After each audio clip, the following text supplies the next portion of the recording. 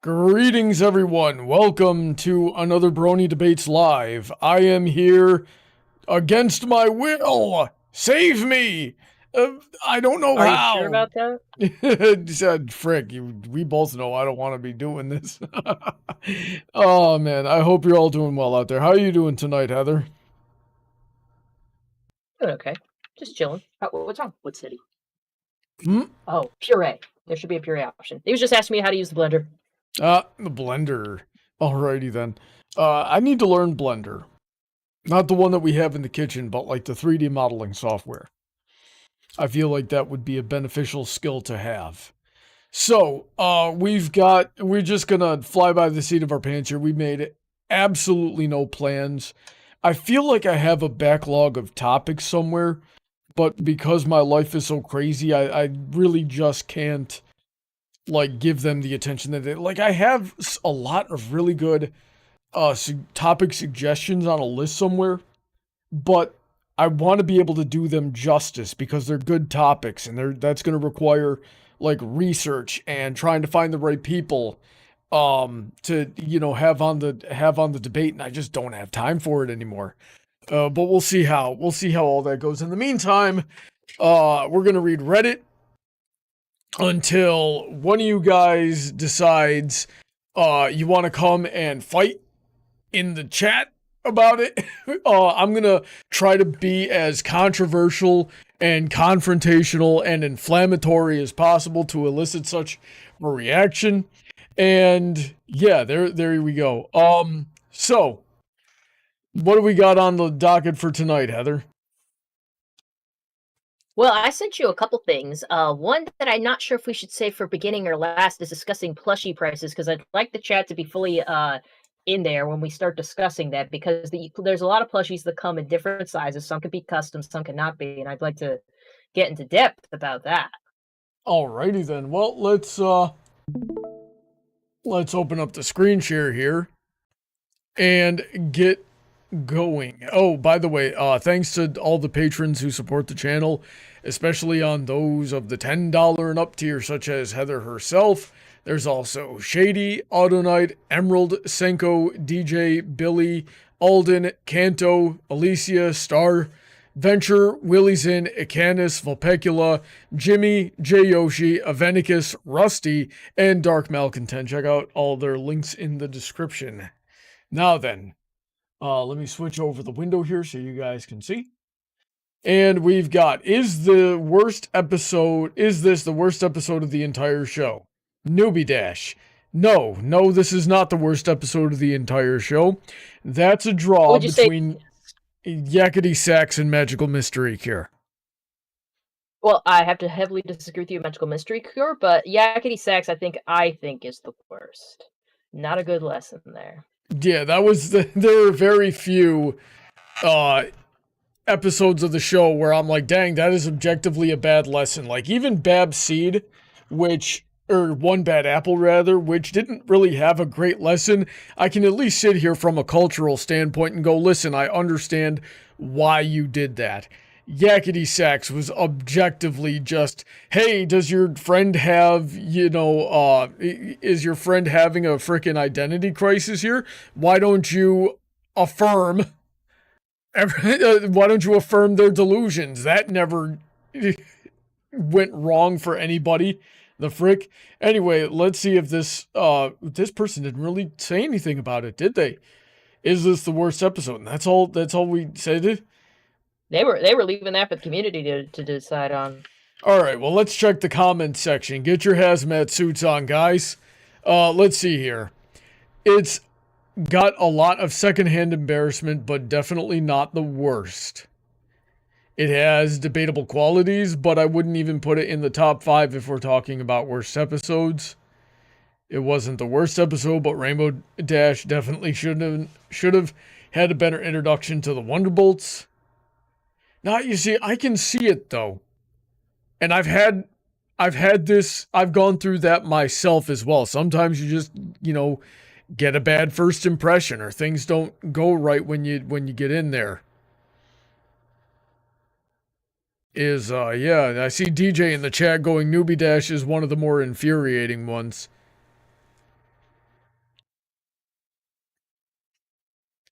So let's see here. Yeah, nobody really has anything like in depth to say.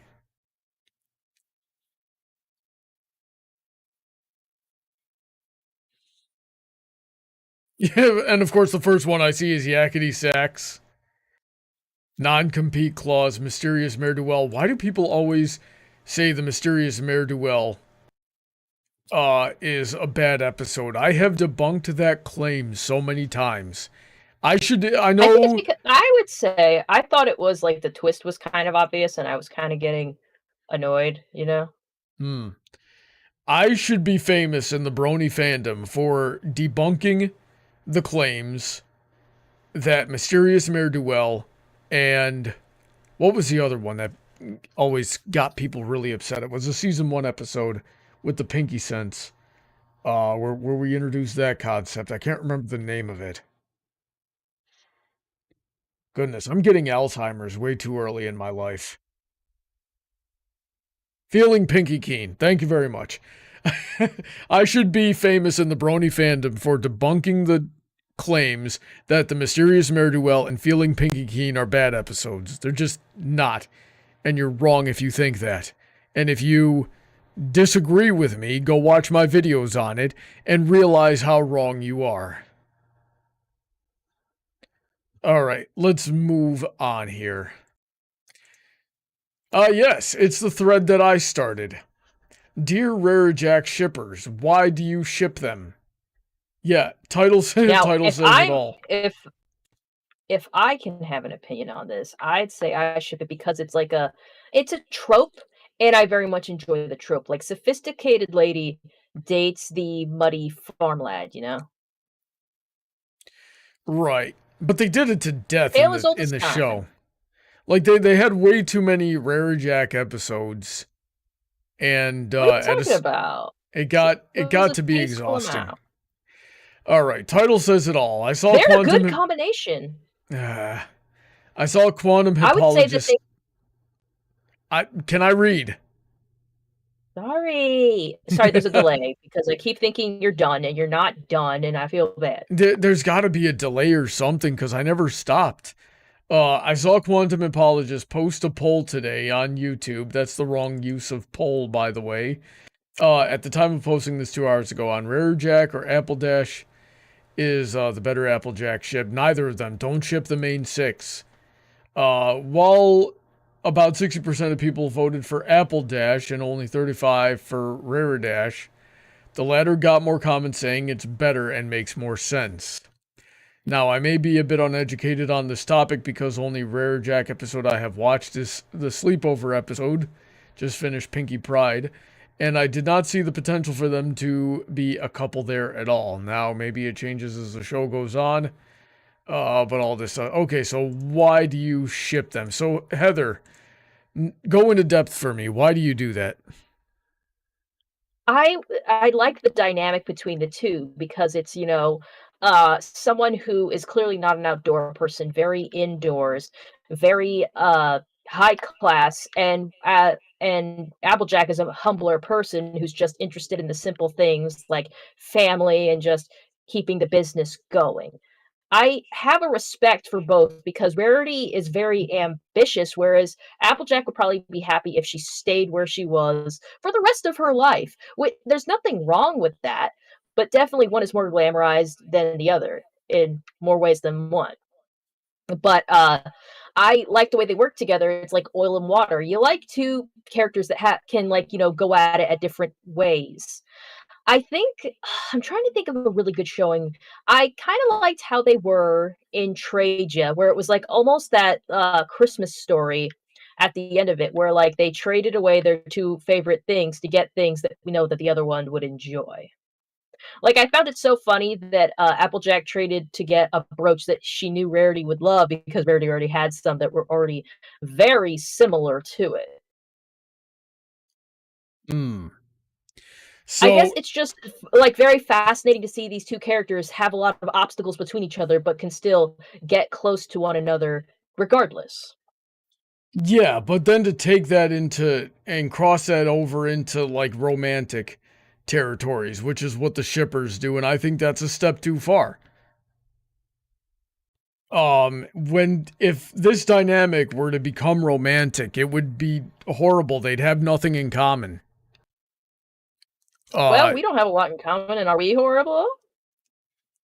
Nah, we're not, but we are an exception, Heather. We are an extremely rare exception.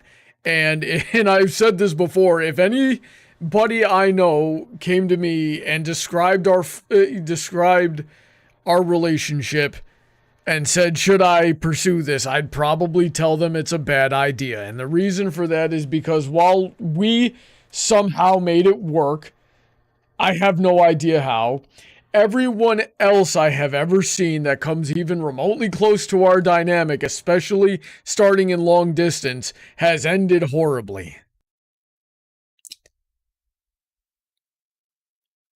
Also, I refuse to believe that either of these characters are lesbians. So, between those two things... The likelihood of two people being lesbians.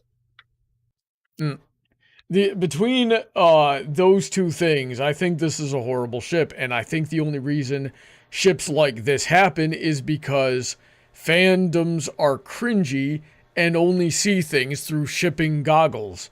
Usually because they lack any sort of real relationship experience, usually even lacking in sincere friendship experience.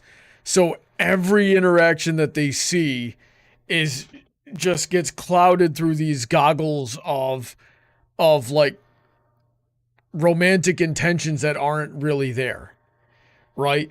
It's kind of like the dude that has never actually spoken to a woman before, and then he goes to a Starbucks and the barista smiles at him and he thinks that she's flirting with him, right? That's the mentality that shippers and fandoms have, and then the result is Lyrabon and Rarajack. I would say, I definitely think, yeah, shippers do that. Like, you know, and I think a lot of them know that. Like, oh yeah, I'm just like, you know, fluffing this up because I like these two characters and I like seeing them together. Oh man, well, but what I think is that these two characters, like, they work better together than other opposite attract stories. Because have you noticed people don't ship Rainbow Dash and Rarity that much? It's not something I see a lot of, and they're totally opposite characters as well. But what makes Applejack and Rarity work, say, better than that is that though Applejack can also be hard-headed, she's incredibly empathetic and understanding. And again, a humbler person, and that goes a long way. Mm-hmm. Whereas I see Rusty... with Rainbow Dash, it's... Go ahead. Oh, go ahead. Which one of us will break first? I was, so I see Rusty in the chat saying, they breathe the same air, I ship it. Yeah, they don't even need to breathe the same air half the time. There was, and up a little bit further, Puro Guro Teeth says, I have never seen an episode of My Little Pony. Where do I start? Episode 1. And just put your head... They have it all on YouTube. Yeah, put your head down and binge the whole thing in one sitting. Alrighty then. So yeah, Heather, I think I accidentally interrupted you. Did you want to finish what you were saying? I lost my train of thought. Don't worry about it. All right. All I can say at the end of the day about Rarity and Applejack is they're a good combination. They're fun to watch when they're not getting along as well as when they do get along. And I think them not getting along and when you finally see them come to terms with things is what makes it so satisfying. I've yet to see Rarity like just have as interesting chemistry with any other character. That's probably why it happens so much. And with this being a show where like the main cast is all women, you're just gonna get lesbian ships. And amongst the main cast, Rarity and Applejack have the most chemistry and more obstacles go through, but still having it being somewhat realistic. So that's where I will leave that, because like Rarity with anyone else just didn't make sense. Rarity with Rainbow Dash, nah. Rarity with Pinkie Pie, nah. Rarity and Fluttershy make great besties. Rarity and Twilight also still don't make any sense to me. Like, Applejack was the only one. Because I swear, if you had a stand-in, I bet you would be more into... If we had a stand-in for Applejack that was just a dude, and they got along, like, you know, they had their rough beginnings, but got along eventually, I'm sure you would be more than into it. Maybe. Maybe. I will put a big maybe on that, and I'll tell you why. Because I'll acknowledge the possibility, but the show would have to be very different. This is mostly, I'm doubting it mostly because this is a show about teaching friendship, and, you know, with friendship, we tend to focus more on the platonic side of things. Men and women can be friends. Granted, it's slightly uncommon. It's a little uncommon, but men and women can be friends platonically with no trouble. So, you know, at least in there, I could see it a little bit better. And then, of course, the show would have to be written differently, where there's a bit of a progression over it. Instead, you know, the way that this show did it is we just got, for some reason, they decided that this was a good dynamic to write 10 episodes about. Because we got, like, there were some, it was probably even more than 10. It was probably closer to 20. There were some, I do believe there were seasons we got at least one, maybe even two Rare Jack episodes. They're just a really fun duo to write for. I'm certain of it. And they were right, but while we're doing that, we're neglecting other duos that could have been just as good if the writing was there.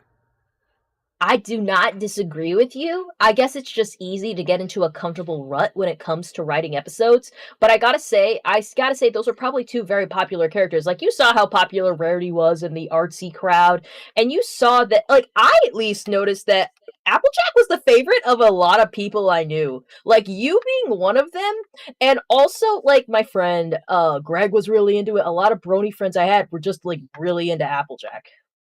Yeah. Yeah, like, I mean, those were just two popular characters.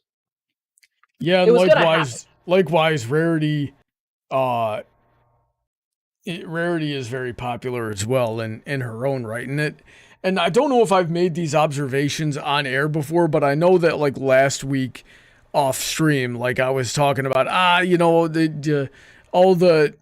if somebody's favorite pony is this, that, or the other, you know, one of the main six, then they're probably going to have these personality traits. And yeah, Applejack is the favorite of down-to-earth people who appreciate honesty, people with work ethic. Rarity is the favorite of the creative types. Or Southerners. Well, I don't know about Southerners, because I know plenty of Southerners that aren't into Applejack. So yeah, it gets crazy. Let's before we go into the comments on this one, we spent a long time on this one. Before we go into the comments, I can't help but notice these on the sidebar here. So let's see, is this true, Rare Jack shippers? What actually happened? I'm so glad I have a friend like you, Applejack. I feel the same way. Oh, this is freaking... Oh, this is that one dude that got caught tracing back in, like, 2014 or something like that. What Brony saw. You're gonna have to be more specific, because so many people trace. Oh, Applejack, I love you with all my heart. I feel the same way, Rarity-chan. Yeah, this is why we don't like shippers.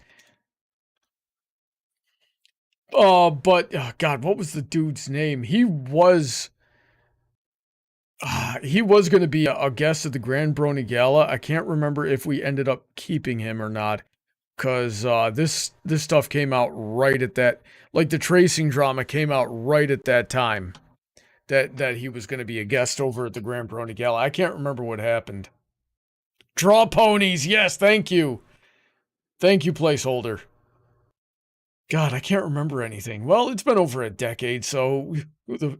And I've had plenty of trauma and PTSD since then. Let's see here. Rare Jack Equestria Girls is the worst ship. Honestly, how do people even ship them? They just have no chemistry. They were way too opposite for me. I don't see it. If you read this far, I have some news for you, April Fools. I got had a month and a half late. The frick. Heather, how could you let this happen to me? It was fun. All right, let's check the comments real quick.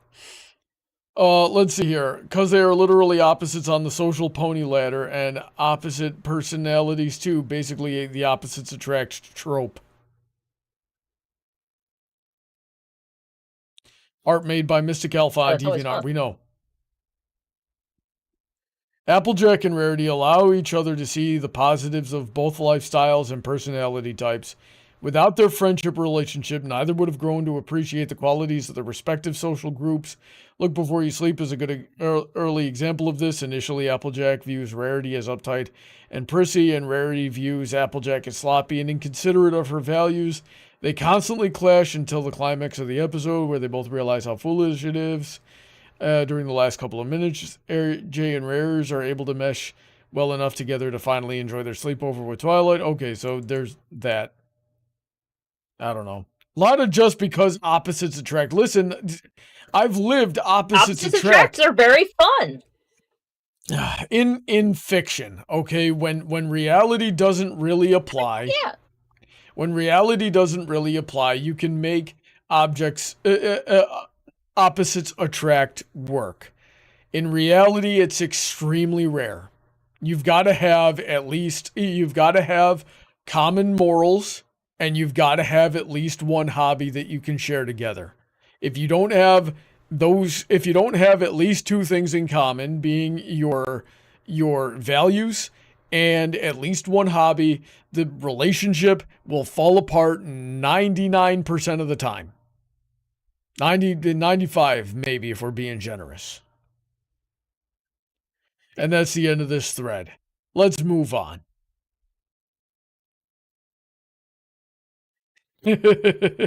Rusty, you gave Brawny hope and then ripped it away. Betrayal. You're right. I've been betrayed. Let's see here. What is this? The sisters theory. I think that Cookie Crumbles, Rarity and Sweetie Belle's mother, and Spoiled Rich, Diamond Tiara's mother, are sisters, mainly because they have slightly similar appearance, and we know that Spoil's maiden name was Spoiled Milk, which is traditionally paired with cookies. They're both names in reference to popular sayings. By extension, this would make Diamond, Rarity, and Sweetie's Diamond, Rarity, and Sweetie's cousin, but none of them know because their mothers despise each other and never talked about them. What do you think? It would make a good, I'll tell you, it would make a good film fiction. I don't think it, I mean, definitely want to read it. It's definitely not true, but I kind of like the idea. Also, like, you don't make them this similar looking and not, like, have us make that connection. Well, ponies have similar color palettes all the time. How many characters in this show are blue with a gray or off-white mane? There's like 20. Are they all related? So many colors you can do. Is Minuet like Trixie's cousin now? Sure, they could be. Why not? And where does Fluffy Clouds fit into all this? How about who else has that color scheme? I almost said Soren, but he's blue. He's blue all the way around. Like, he's light blue with dark blue hair. So I don't think Shining Armor is white with blue hair, and freaking Fancy Pants is white with blue hair. Connection? Yeah, there's only so many colors that you can work with. And when you're designing a character, you're going to have issues with color schemes. You know, things got to complement, things got to work a certain way. Like, there's a whole lot of theory that goes into designing a character. So inevitably, you're probably going to get, life. If you get enough characters, eventually you're going to have a few that look similar. I think if there was something there, if there was ever meant to be something there, it would have popped up in the show at some point in time. But I think we just got a coincidentally similar color palette here. But all of that separate from the fact that I would totally read this fiction, as Heather and I have said. Yeah. Yeah, I liked the idea. Yeah. DJ in the chat saying, to be frank, colors don't really mean much when it comes to family. Look at Twilight and Shining. That's true. I guess they're trying to say that the white came from, like, Twilight Velvet, who was kind of like a gray. So he got the white coat from his mom and the blue hair from his dad. Yeah. Why is Twilight purple all over? There was one really messed up fiction I read a long time ago. And it went a little something like this. Rarity got pregnant as a teenager. And she's trying to, for the sake of her reputation, trying to convince her parents to adopt the foal as their daughter so she can keep going on like with her life and things of that nature. And you know, the baby is born, and Cookie Crumbles here is like, Rarity, this color scheme is all wrong.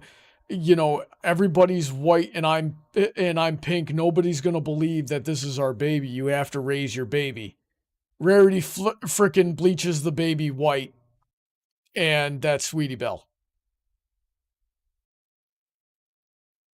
So Sweetie Belle is like secretly Rarity's daughter in this fiction. It was yeah, no, it could be worse. I've read Go ahead. I was gonna say it could be worse. I've seen fan fictions where, like, Applejack and Big Mac had an incestuous relationship, and that's where Apple Bloom came from. Yeah, I've heard that one too. But Leo Star in the chat going, oh God, no, not the old Sweetie is Rarity's daughter stuff. Yeah, it was surprisingly common in the old fandom where Apple Bloom was Applejack's daughter and Rarity was Sweetie Belle's daughter. Is pretty crazy. No one can have a sister. No one can have a sister. Scootaloo is secretly, you know, but I did almost buy that headcanon way back in like 2012 of Scootaloo being the love child of Fluttershy and Big Mac. You ever seen that one, Heather? Wait, who was it? Scootaloo being the child of Fluttershy and Big Mac? That's a weird one. I don't get it. Let me show you. I'm gonna blank the screen real quick and pull it up in a different tab. Hang on. Gosh darn. How am I gonna find this? Scootaloo is Fluttershy and Big Macintosh's daughter. Let's see if I can just find this picture. There was like a there it is. There it is. It was surprisingly easy to find, actually. Freaking, oh God, there's so many pop-ups on this website. Can I open the image in a new tab? There we go. And then we'll pull the screen back up and you can see what I'm talking about. Basically, here's the gist of the theory. I get the color theory, you could call it, I suppose. Yeah. So, well, not just the color theory. We got an Earth pony mixed with a weak flyer, making a Pegasus that can't fly. That we got. Yeah, I don't know if is Fluttershy being a weak flyer genetic? I don't get it. I mean, it could be. I think it was more so that a thing of determination, and we sort of saw that with episodes like Hurricane Fluttershy. But this theory actually predates Hurricane Fluttershy. But yeah, we got color schemes here. We got the orange of Big Macintosh's mane became her coat color. Frick, where'd the purple come from? I think mixing the red and the yellow became the orange. Frick. It was a crazy theory. So yeah, I'm gonna move on from that. Let's see what the comments say. I like the idea that Sweetie Belle and Diamond Tiara are cousins. They just don't know it because their moms aren't on speaking terms. Cookie rightfully estranged herself and her kids from their aunt, spoiled rich, because she knows she's toxic. Oh yeah, that like the Dursleys with the Potters. Heather, I'm not a Harry Potter nerd. Explain this. Is this true? The Dursleys with Potter. Like, you know that Harry's mother was the Miss Dudley, which was, you know, he lived with the Dudleys. They were his aunt and uncle. His aunt was the sister of his mother, and they, like, the two families never interacted, even when the Potters were alive, because Mrs. Dursley was always so jealous of her sister, and her sister, like, she loved she loved Mrs. Dursley, but she realized that she just wasn't going to accept her the way she was and was just a mean person, so they were just estranged until they died and they got Harry Potter left on their doorstep. Hmm. Let's see here. Just because they're similar doesn't mean that they're siblings, though. Not only that, Sweetie Belle has interacted with Diamond Tiara so much that the idea that their familyhood is never mentioned, even in passing, makes no sense. I can agree with that. I really would have liked to get an episode or two with Diamond Tiara, like working with the Cutie Mark Crusaders after Crusaders of the Lost Mark. She dipped after that. She didn't have one more line in the whole show after that episode. We saw her in the background a bit. We saw her in the But background I guess a bit. arc over. Yeah. Well, I could have written more. The show ended too soon. All right, I'm not interested in anything else going on here. Let's move on. Hot take. I wish some of the season finales and premieres were less serious and more slice of lifey. Well, you picked one of them. The Grand Galloping Gala, best night ever. That was one of the more slice of lifey ones, and so was the first two episodes of season 7 were more slice of lifey. Didn't have any two-parters.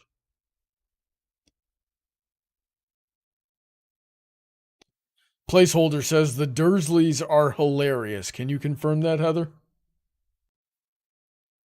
In some instances, in concepts, like, we see terrible things happen to them and we laugh because we hate them. Does that count? I guess like, so. They suck. They're awful people, so... DJ Skywalker says the worst season finale. Are you talking about the best night ever? That episode was hilarious. If I'm correct and you're talking about the best night ever being the worst season finale, when Magical Mystery Cure is sitting right there staring you in the face, son. I like Magical Mystery Cure. But anyways, I was wondering, Brownie, if you would have liked a more slice of life, like a little just calmer finales than opposed to a lot of ones we got. I'm good with anything. I like this show because it had really good lessons, really good voice acting, really good characters, really good animation. It was just a good show. My standards, I guess, are a little bit high for quality, but once you meet that, I like pretty much anything. I like comedy, I like drama, I like action, I like romance. I like suspense, I like mystery. It's just got to be good. So I would have been cool with anything. I would have just been, I would have been just sitting there going, yeah, more friendship is magic. Let's do this. So I'm totally neutral on it. I liked the action-packed deep lore stuff. That was cool. But the best night ever was freaking hilarious. And still had a really good lesson of, sometimes what you want is not really reality, and you're gonna get let down by that. So just kind of brace yourself and be ready for it. It's a very valuable life lesson that a lot of people don't get to learn otherwise.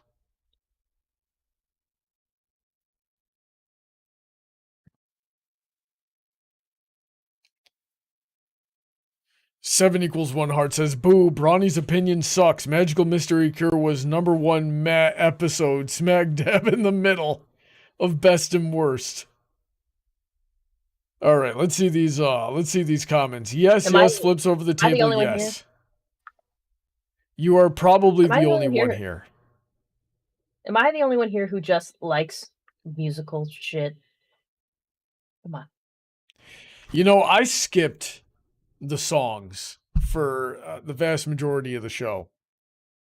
Like, Just people like would start someone- singing and I would start hitting the right arrow key on my keyboard, just like, okay, they still singing? Okay, they still singing? So, I yeah, like when the singing. whole... So, like, yeah, the first time I watched Magical Mystery Cure, I only watched like 10 minutes of the episode. I didn't even, but I will say, Magical Mystery Cure did have good music. Like, I've only seen that episode once, and I've only seen like 10 minutes of it, but I still remember Morning in Ponyville shimmers, morning in Ponyville shines. And I know for absolute certain that everything is certainly fine. I think musicals got ruined for me from having grown up with theater kids. Yeah, that might do it. That might overdo it. Yeah, theater kids are some of the worst. Let's see here.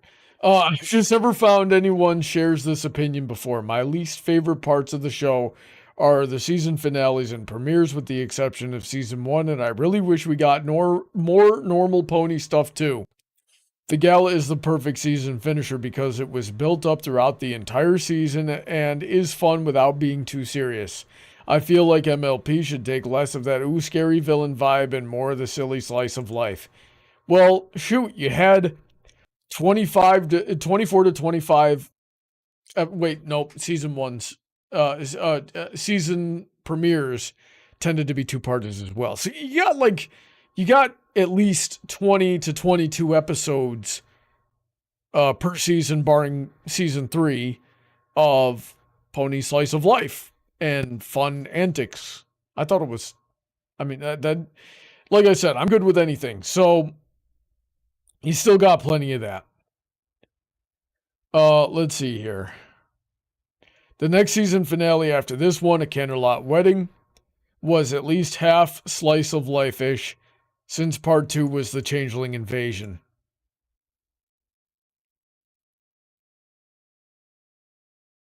Yeah, I didn't see the two-parter coming way back in the day. When Royal Candlelight Wedding first aired. And I thought it was going to be like, I thought it was going to be slice of life-ish, like The Best Night Ever was. And then it, started getting really serious and really dramatic and really real in ways that I didn't expect it to. Like, that was like a left hook when Applejack goes, "Hey, Twilight, you're being possessive of your brother." I'm like, oh, frick, are we in anime now? What happened? And then there was a war.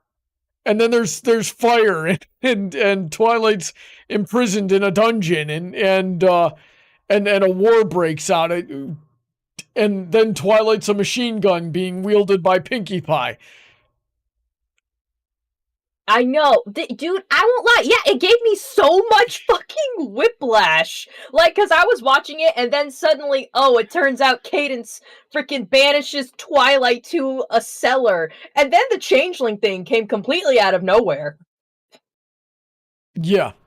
And then, yeah, so that was freaking amazing. I loved that.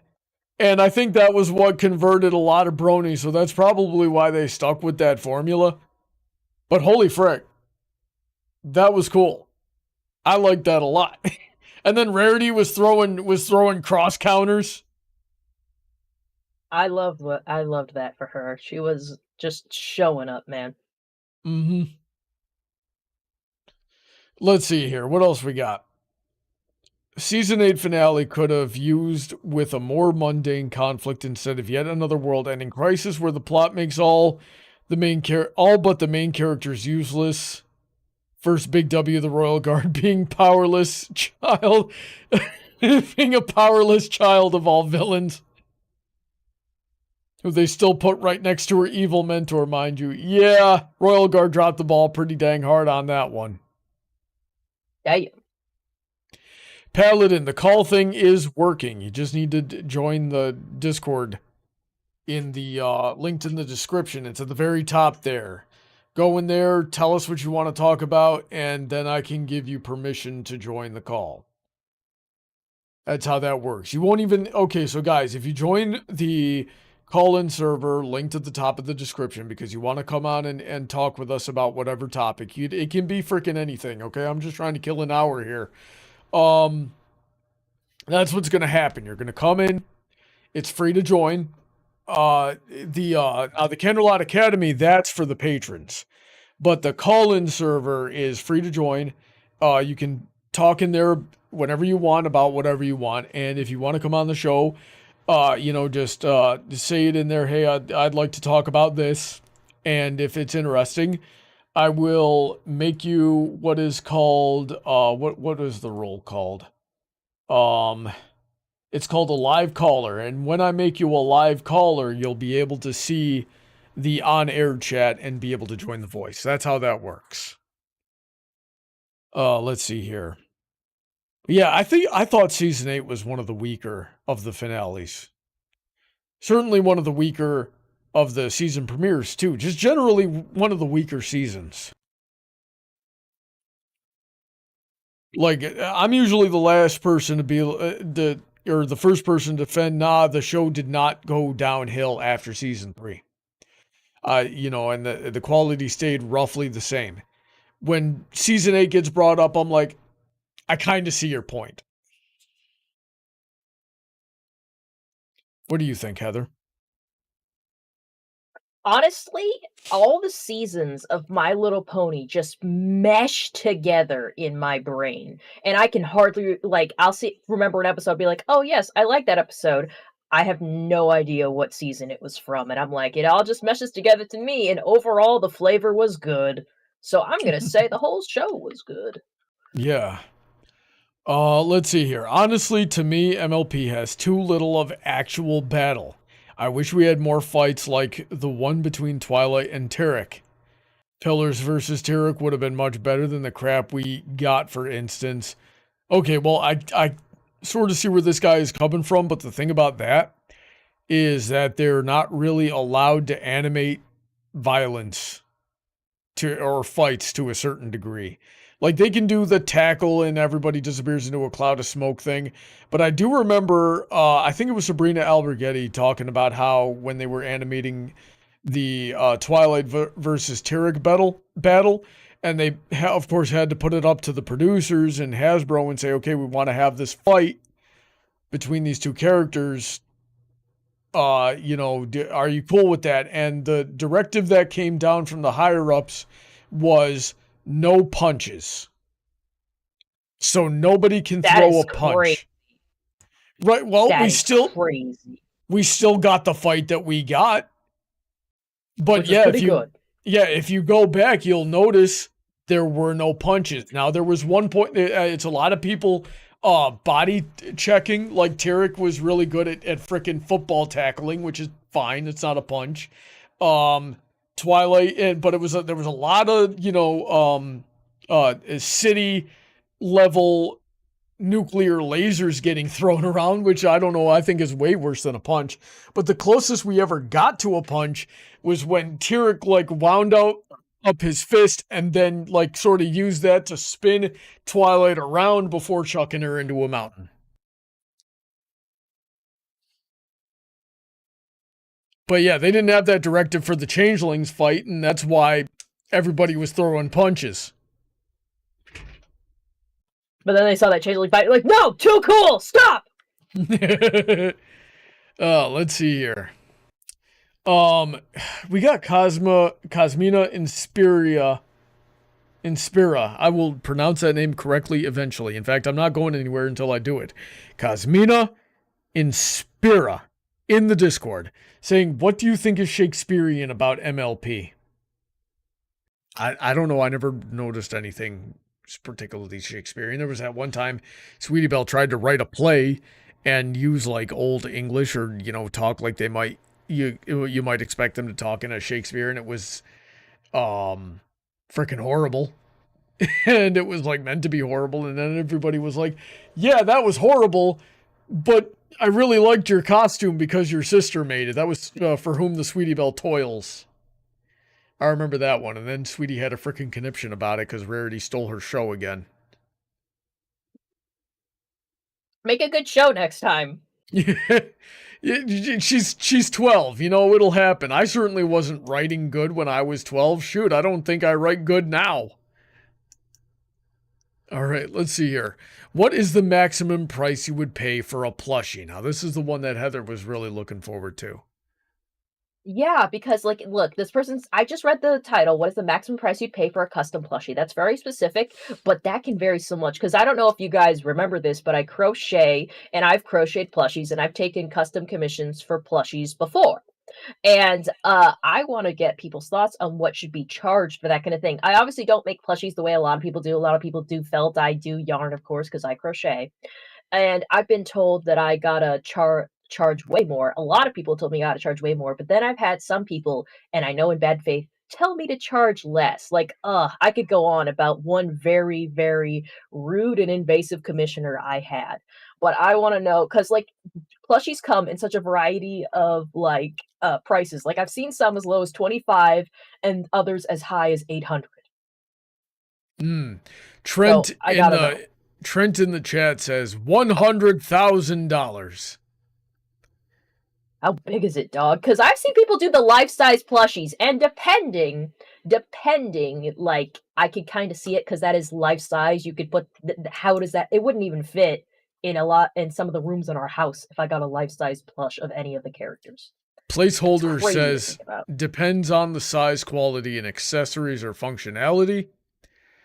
DJ says, I've paid $600 to $700 for great quality plushes before.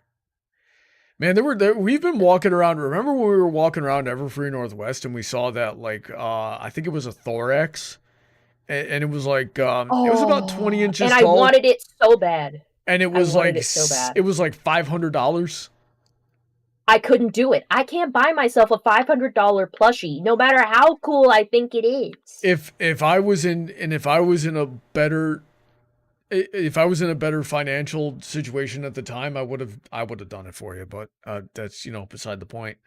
Let's see here. Hey, I know, but I just can't do it, and I want to know how they get to that. I gotta assume it's because of hours they had to work on the plushie, because a lot of the materials for these things aren't as much as you think, and you buy it in bulk so you could make more stuff with it. So I don't know how they get to that pricing, and it has to be like how much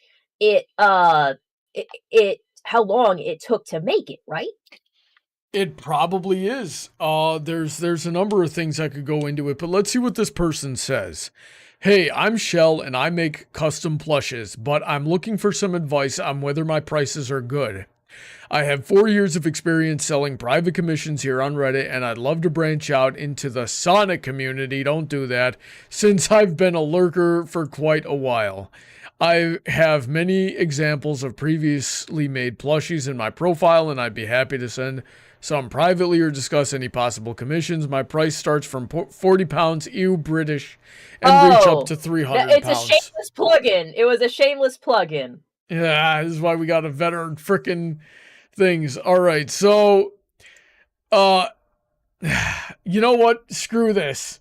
We're just gonna take it. We're gonna do our own thing with it. Can I tell a story, Heather? There was once upon a time, because I saw people, especially in the early fandom, doing these plushes, and just making hundreds and hundreds of dollars per plush. And I'm like, I know you got a sewing machine. I know that you might put, and like if you're hand sewing it, yeah, it's going to take you 40 hours. If you're if you're doing like custom embroidery on the eyes, and you've got like a CNC embroidery machine, Heather, those suckers are like $2,000. You got to make your investment. Yeah, that's startup cost. So things like that are gonna affect the price of things like that. But I'm sitting here going, I know how to do this stuff, and I do. I don't know if anybody in the chat has been a fan of me long enough, but I think it was back in like 2015 or 16. Might have even been 17. I did, like, I was like, okay, I finally got the materials together here. I'm going to make a Sunset Shimmer plush. And I did. And if you go on my DeviantArt, you'll see pictures of it. Or if you look back at my videos of the Choice of Strength challenge, you'll see pictures of it. And I got done. I had to hand sew it because I couldn't operate. I didn't have a sewing machine at the time. So I had to hand sew it. It took me like 40 hours. It's just a full week there. And I was like, it's good. It's not good enough to sell, especially for what most people would go for. So, you know, I just kind of took the wash on it. I've still got enough scrap material actually sitting out here because I needed my sewing machine again this week. I could make another Sunset Shimmer. And I think Concert Cruiser actually said like, hey, my mother was kind of curious about getting a like a Ponified Katniss Everdeen plush. Can you make that? And I'm like, yeah, and I've got the materials for that too, and I just never got around to it. So if I were to do it now, it would probably take me, I don't know, 12 to 16 hours to make something like that. And I don't have an embroidery machine. So I'm going to lose some like quality because I'm going to have to do like iron-ons for the eyes or things like that. But yeah, I tried and it was hard. It was hard, but I would guess, especially people that are doing it for like a living. And you need to know what like people need to make in the United States or the United Kingdom in order to live. So they probably need to make a few of these things a month.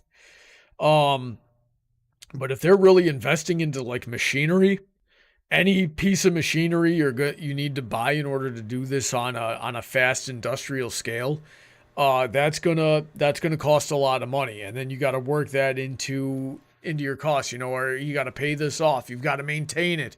You might even need to replace it once a year, you know. So you need to save up for that too. So there's a lot that could go into it, and also it's a custom piece. Just by that nature alone, there's a lot of money going in there. Now, if you're charging hourly, like you do, Heather, and it takes you like 40 hours to make a little small thing, yeah, you could be like, oh yeah, I'm going to charge, you know, $800 for this because that's what it would take a week. That's what it would take for you to live off of weekly, in order to, you know, do this, and then you would just have to like make one a week that's for a month, and you'd be sitting there just crocheting all day every day. Yeah, like that. It was crazy to me because it's like such a little simple thing, but just like so much goes into that kind of stuff. Yeah, but nobody's gonna, and frankly, you know, I don't see anybody really realistically paying $800 for a 6-inch low detail crochet plushie, right? Like they're very cute, they're very soft. The craftsmanship on them is very nice, but though. Say what?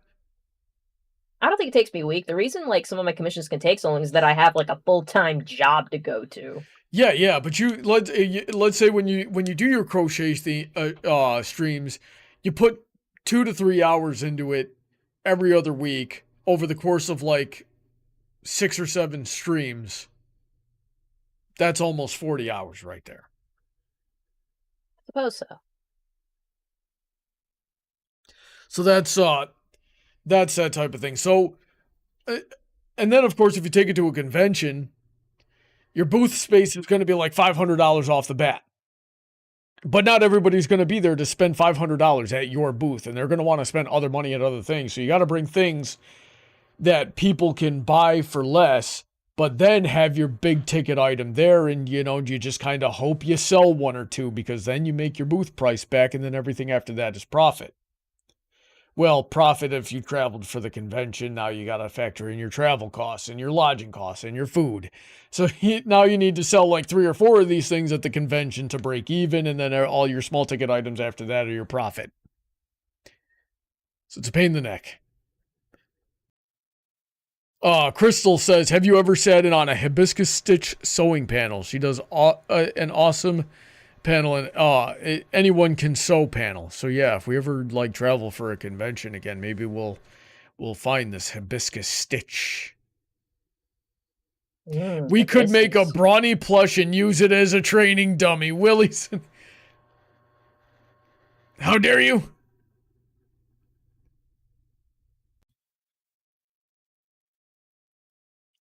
Let's see here. If it takes 15 hours to make a custom plushie and you only charge $100, you're not even making minimum wage. Yeah. Something I've always wanted to try, Heather, is I wanted to take like a cork board and stick it on the wall where our projector screen is, where our projector is facing, right? And then project and like cover the whole thing in my fabric and project the image of the pony plushie pattern. Try saying that 5 times fast onto that pony wall. Pony plushie pattern. Yeah, you can't do it. But yeah, but that would make it so easy to trace and cut that sucker and make it super big, like life size. I've seen people do that, but I've seen them do it for rugs. Yeah. Yeah, so you do that. And then, of course, you use your sewing machine to take out, to just get that sucker done in a couple hours. The body of it done in a couple hours if you're good at a sewing machine. And then if you invest in one of those embroidery machines for things like the cutie mark and the eyes, you're set.